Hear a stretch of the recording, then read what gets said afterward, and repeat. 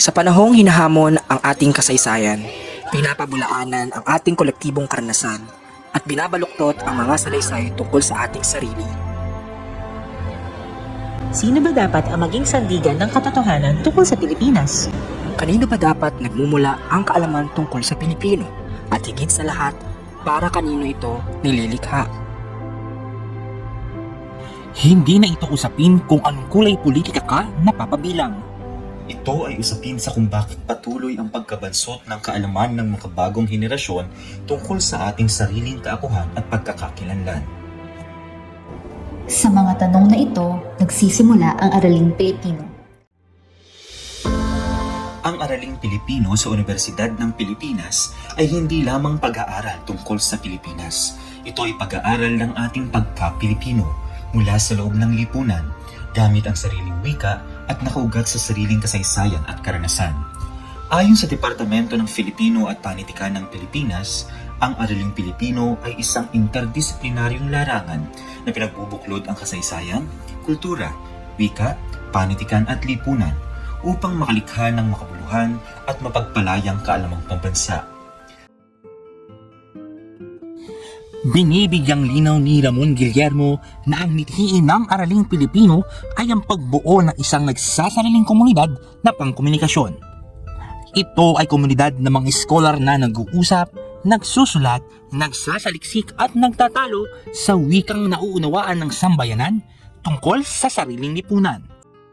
Sa panahon ng disinformasyon, pagbaluktot ng kasaysayan at maging krisis sa demokrasya, ang Araling Pilipino ay nagsisilbing sandata ng kritikal na kamalayan. Ito ang larangang patuloy na nagtatanong, sino ang nagsasalita sa ngalan ng bayan? Anong interes ang pinaglilingkuran ng kaalaman? Paano nagiging instrumento ng kapangyarihan, ng paglaya, ang mga diskurso? Sa pamamagitan ng Araling Pilipino, natututuhan ng mga mag-aaral na suriin ang kasalukuyang kalagayan ng lipunang Pilipino ng may lalim, konteksto at pananagutan.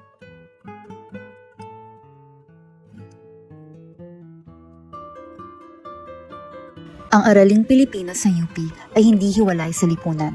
Ito ay interdisiplinaryo, makabayan, siyentipiko, at makamasang pag-aaral. Dito, ang pananaliksik ay hindi nagtatapos sa papel o silid-aklatan.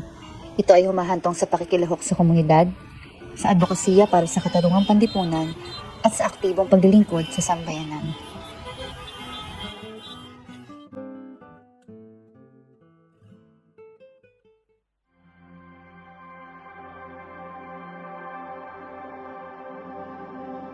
Hindi lang ito kagustuhan, ito ay advokasya at panawagan sa pagpapalakas ng ating adhikaing makapilipino.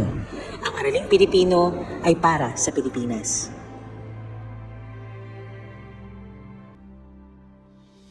Kung nais mong unawain ang Pilipinas, hindi bilang banyaga sa sarili, kundi bilang aktibong kalahok sa kasaysayan at lipunan, Mag-aral ng Araling Pilipino sa Universidad ng Pilipinas. Dahil ang kaalamang para sa bayan ay dapat nagmula sa bayang tapat, sa tunay at dalisay na talino.